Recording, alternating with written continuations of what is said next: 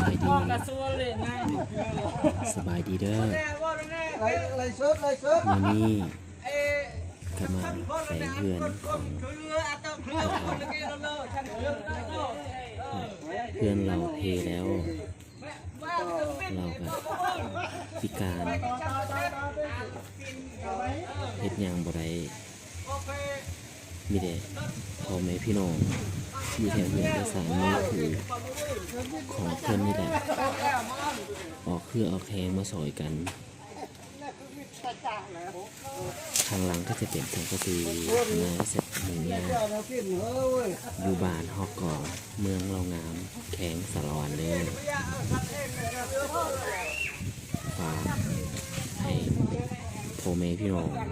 สวยติดตามกดไลค์กดแชร์ให้นี่เด้อถ้าผู้ใดมาเบิ่งมาเห็นแล้วสงสารเราถ้าอยากมาสวยเรือเพิ่นก็ได้ที่บ้านของในเมืองโรงงานเด้อถ้ามีเงินในข้างหน้าก็สิเปิดหรือว่า300,000 400,000เมื่อกี้เฮ้ยเพื่อนหาสารมาปลูกแปลงให้เพื่อนมันแช่งในติเบียนกี่เปล่ากดไลค์กดแชร์ให้พ่อแม่พี่น้องเพื่อ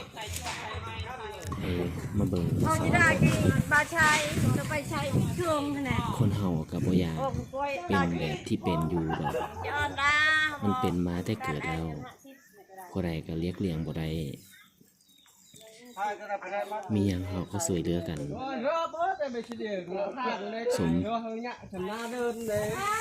ที่เฮาเกิดมาครบหมด32อย่างผู้ใดเห็นแล้วถ้าสงสารเราถ้าอยากช่วยเหลือเรา